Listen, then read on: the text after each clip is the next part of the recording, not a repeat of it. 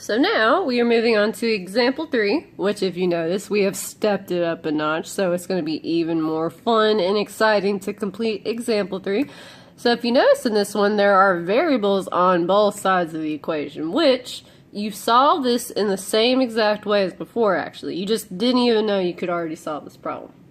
So when we're solving, remember the goal is to get absolute value bars by itself before we solve. Which, if you notice, absolute value is by itself. We don't have anything multiplying to absolute value or adding or subtracting. So we're good to go. So right from here, we can go ahead and divide our problem into 2 equations to solve. So remember, on both sides of the equation, okay, you drop the absolute value bars and write whatever's in here on both sides of the equation. Okay, that part is the same. So we have a minus 4 and a minus 4. I'm going to use different colors. Okay, so you drop absolute value on the first part, and then on the second part, just like before, on one side you write this as it is. So I'm going to rewrite it as 3a minus 6. Now on the other side, like we did before, you write the opposite of what is on this side over here. So the opposite of a positive 3a is a negative 3a, and the opposite of a negative 6 is a positive 6. So even though we have more than one term on this side, you just got to change the signs on both the numbers, and that's it. So one side you just drop the bars and it is whatever it already is. On the other side you drop the bars, and on this side you change the signs. That's all that you do. And from here we're just going to solve. So let's see what happens. Okay, so to get a by itself, or before we get a by itself, let's combine our a. So to make sure that a stays positive, I'm going to move a to this side of the equation. So since a is positive, which this is like secretly there's a 1 in front, so this is like a 1a. So since this is a positive 1a, I subtract it to the other side. And this will give me, remember when you add or subtract terms, you leave the variable alone, so this is going to stay as an a, and you add or subtract what's on front. So 3 minus 1 will give me a 2. So what's left right now, the negative 4 is left on this side, this canceled out. So we'll have negative 4 equals, now we have a 2a, and we still have this negative 6. So now that my a's have been combined, now we're trying to get a on one side by itself. So now currently this negative 6 is getting in the way. So the way we move that bad boy to the other side is by adding it. So plus 6 on both sides. Negative 4 plus 6 will give me a positive 2. I'm going to extend this line down to keep our work organized. So now what's left, we have 2 equals 2a. Because this bad boy right there canceled out. Alright, and the last step to solve for what a is, since 2 is multiplying to the a, the way you move it to the other side is by dividing both sides by 2. So now my final answer for a will be that a equals, which I'm going to rewrite a on this side. I prefer the variable to go first. So the 2's cancel out and turn to 1. So a equals 2 divided by 2, which is 1. Technically this would be 1 equals a, because 2 divided by 2 is 1, and the 2's cancel out and turn to a. But I prefer to write the variable first. So our current answer is that a equals 1. Okay, so that's what we think that one of our answers will be. Later on we're going to check it though to make sure it's not one of those sneaky ninjas, so we got to be careful. Okay, so now I'm going to do the same thing on this side. We're just going to solve for a. So the first thing we're going to do is to get our a's to come together. To keep a positive, I'm going to move this negative 3a to the other side. And the way we move that over is by adding the 3a on both sides. Remember there's secretly a 1 in front of that a. So when we add it, 1a plus 3a will give me a 4a. Awesome. So now what I'm left with, I have 4a minus 4 equals a 6. So now that our a's are together, we just got to get a on one side by itself. So first, We're going to move negative 4 to the other side. Remember, you do adding or subtracting first before you multiply when you move things to the other side. It's kind of like when you move things to the other side of the equation, you do the opposite of order of operations, which I know is kind of confusing. So I'm going to add 4 on both sides. And 6 plus 4 will give me a 10. This will cancel. So what I'm left with is that 4a equals a 10. Now, since my 4 is being multiplied to the a, the way that we move it to the other side is by division. So currently we have a equals, since 10 does not divide evenly by 4, we're going to leave it as a fraction, which it's okay to get an answer as a fraction. Fractions are our friends. Now, whenever you get a fraction answer, you're going to reduce your answer down to its most simplified term.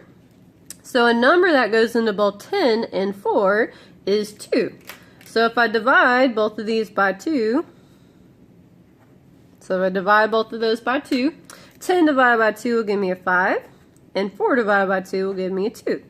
So currently, one of my possible answers could be a 5/2. But remember, before we circle any of these answers, we must do our check to make sure it is correct. So let's move on to our check. On one side, we're going to check to see if a equals 1 works. And on one side, we're going to check to see if a equals 5/2 work. So remember, when you check, you go back to the point where you have absolute value by itself, which the question that we started with already had absolute value by itself. So when we check, we're going to go back to our original problem in this case. So when we check, this time we're going to go all the way back to here, since that's where absolute value bars are by itself. So in the first one, I'm going to be replacing this a with a 1 and leave everything else the same, as well as this a with a 1. So everywhere you see an a, you're going to replace it with a 1. And we're going to see if we get something that makes sense in the end. So I'm going to keep everything the same except the a's.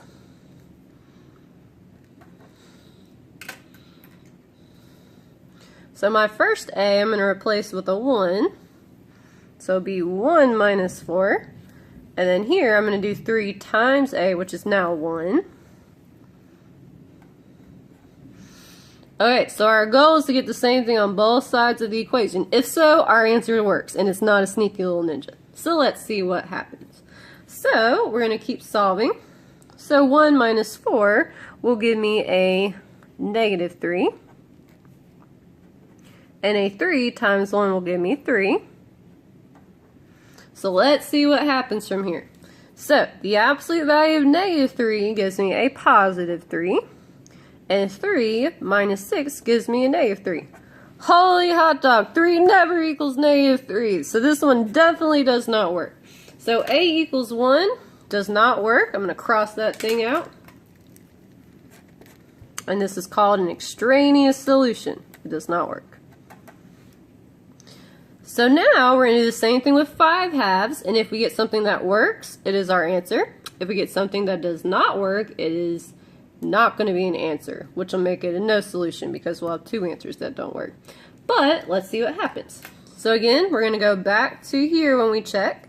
So I'm going to replace this a and that a with the 5/2.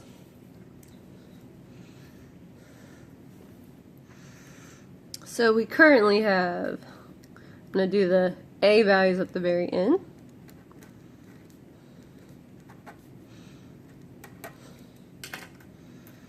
So my first a up here, we're going to replace with a 5/2.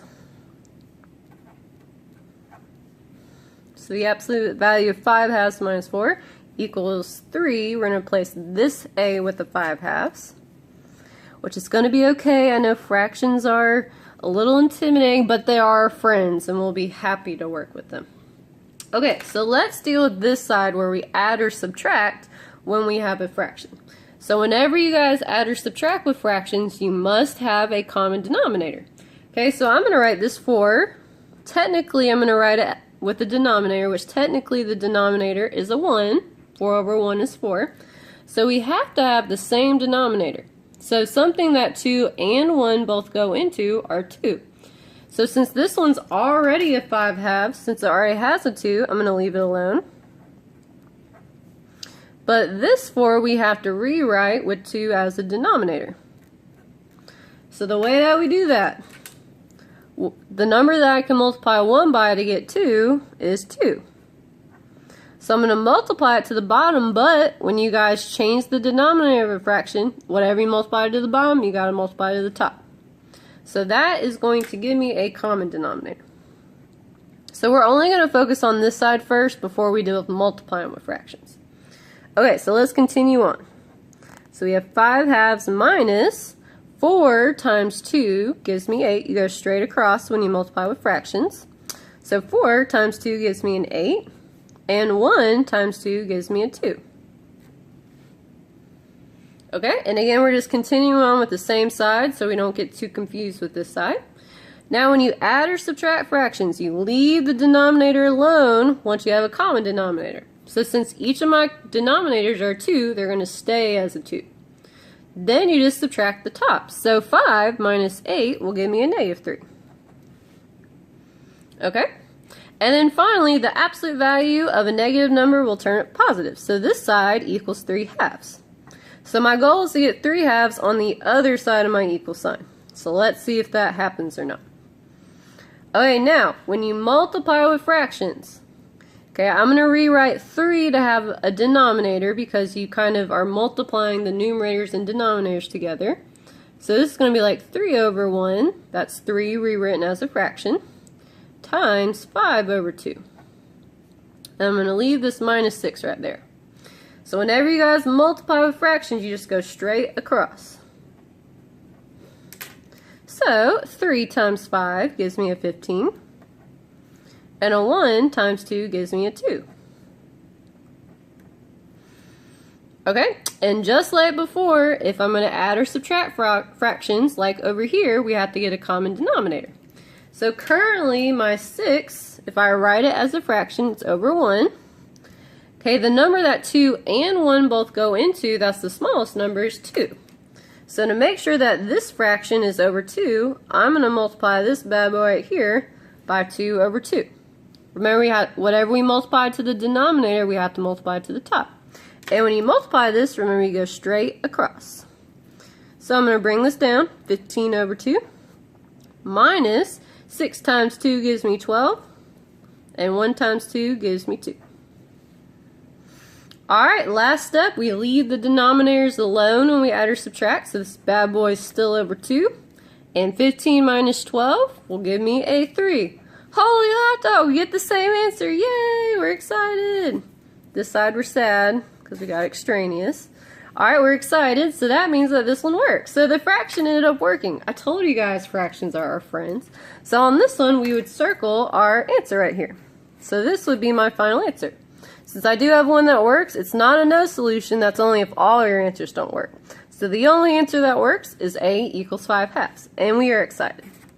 Yay! This side we were sad. Alright guys, it's been fun.